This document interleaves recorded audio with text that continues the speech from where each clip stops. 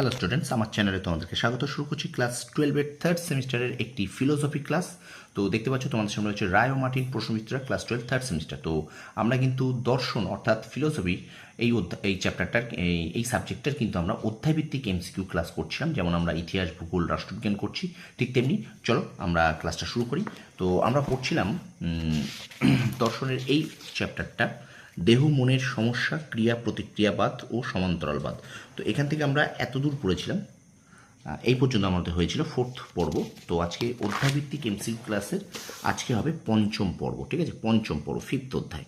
তো প্রথম থেকে শেষ পর্যন্ত ভিডিওটা দেখবে, একটু স্কিপ করবে না। আর আমার চ্যানেল নতুন হলে অবশ্যই চ্যানেলটা সাবস্ক্রাইব করবে, পাশে থাকা বেল আইকনটি প্রেস করে রাখবে। চলো শুরু করে দিই। ক্লাস 12 থার্ড সেমিস্টার রায় ও মার্টিন প্রশ্নবিচিত্রা থেকে ফিলোসফি এর অধ্যায়ভিত্তিক এমসিকিউ ক্লাস নম্বর 4। চলো ক্লাস নম্বর 5 চলো শুরু করি।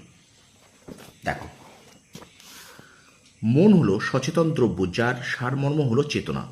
একথা বলেছেন দেকার্ত। একথা বলেছেন দেকার্ত, ঠিক আছে? পরের প্রশ্ন, দেহের আবশ্যিক ধর্ম হলো বিস্তার এবং যা নিষ্ক্রিয়। একথা বলেছেন দেকার্ত। পরের প্রশ্ন দেখো, মনের সঙ্গে দেহের সম্পর্ক চালকের সঙ্গে চালিতের সম্পর্কের অনুরূপ, আর দেহের সঙ্গে মনের সম্পর্ক যন্ত্রের সঙ্গে যন্ত্রীর অনুরূপ। একজন দার্শনিক এটি অস্বীকার করে বলেছেন দেহ ও মনের নিবিড় সংযোগের মাধ্যমে এই সম্পর্ক ব্যাঘাত হতে পারে।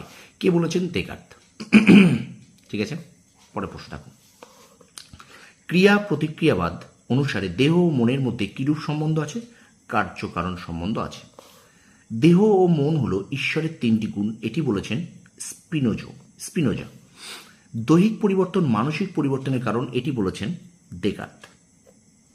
পরে প্রশ্ন দেখো, দেহ ও মনের সম্বন্ধ বিষয়ে স্পিনোজার তত্ত্বের নাম হলো সমান্তরালবাদ। পরে প্রশ্ন, দেহ মনের সম্বন্ধ বিষয়ে কোন মতবাদ শক্তির নিত্যতার নিয়মের বিরোধী? ক্রিয়া প্রতিক্রিয়াবাদ। পরে প্রশ্ন, দেহ ও মনের মধ্যে কোনো কার্যকারণ সম্বন্ধ নেই, একথা বলেছেন স্পিনোজা। পরে প্রশ্ন, কোন মতবাদে দেহ ও মনের মধ্যে সহপরিবর্তনের সম্পর্ক স্বীকার করা হয়েছে? সমান্তরালবাদে। বুদ্ধি যাকে দ্রব্যের সার ধর্ম বলে বোধ করে তাই হলো গুণ, একথা বলেছেন স্পিনোজা। দেহ ও মন পরস্পর বিরুদ্ধে হলেও একে অপরের ওপর প্রভাব বিস্তার করে, এই কথা বলেছেন দেকার্ত। দৈহিক পরিবর্তন মানসিক পরিবর্তনের কারণ, এটি বলেছেন দেকার্ত। ক্রিয়া প্রতিক্রিয়াবাদের দোষ দূর করার যে মতবাদের উদ্ভব হয়েছে তার নাম হলো উপলক্ষ্যবাদ। শূন্যস্থান পূরণ, ড্যাশ দেহ ও মনকে দুটি পরস্পর নিরপেক্ষ দ্রব্য বলেন দেকার্ত। আচ্ছা, শূন্যস্থান ড্যাশ হলো দেহ মনের মিলন বন্ধু, পিনিয়াল গ্রন্থি। আচ্ছা, শূন্যস্থান পূরণ করো, ড্যাশ মতে দেকার্তের দেহ মনের দ্বৈতবাদ যেন একটি যন্ত্র মধ্যস্থ প্রেত, এটা রাইল।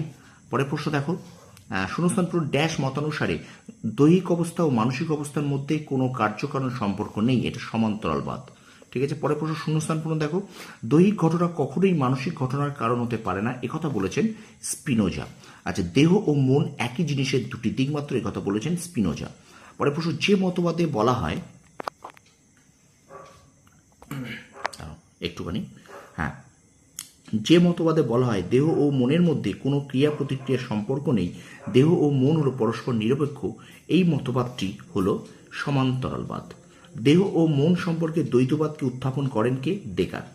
আচ্ছা, স্পিনোজা দেহ ও মনের সম্পর্ক ব্যাখ্যা করেন কোন মতবাদের দ্বারা? সমান্তরালবাদ। পরে প্রশ্ন, দেহ ও মনের ক্রিয়া প্রতিক্রিয়াবাদের অপর নাম হলো মিথস্ক্রিয়াবাদ।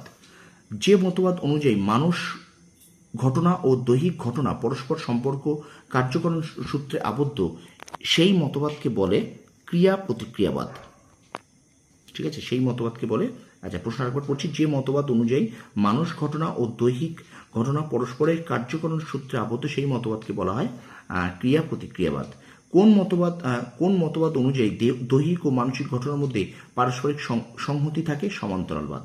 আচ্ছা, দার্শনিক দেকার্ত তার কোন গ্রন্থে দেহ মনের ক্রিয়া প্রতিক্রিয়ার শরীরতত্ত্বমূলক ব্যাখ্যা দিয়েছেন? উত্তর হবে the passions of the soul. আচ্ছা, শূন্যস্থান পূরণ, ড্যাশ মতে দেহ ও মন সম্পূর্ণভাবে স্বাধীন ও স্বতন্ত্র, দুটি সত্তা দেকার্তের। এবং আজকের ক্লাসের শেষ প্রশ্ন, দেকার্তের মতে দেহের গুণ হলো বিস্তৃতি। তো এই পর্যন্ত আমরা পঞ্চম অধ্যায় শেষ করলাম, অর্থাৎ অধ্যায়ভিত্তিক এমসিকিউ ক্লাসের রায় মার্টিন প্রশ্নবিচিত্রা থেকে ক্লাস 12 থার্ড সেমিস্টারের ফিলোসফির অধ্যায়ভিত্তিক এমসিকিউ ক্লাস 5 শেষ করলাম। তো ভিডিওটা ভালো লাগলে অবশ্যই লাইক করবে, কমেন্ট করবে, বন্ধুদের মাঝে বেশি করে শেয়ার করবে। আর আমার চ্যানেলে নতুন হলে অবশ্যই চ্যানেলটা সাবস্ক্রাইব করো, পাশে থাকবে প্রেস করে তোমরা সফল হও, তোমাদের সাফল্য কামনা করি। ধন্যবাদ।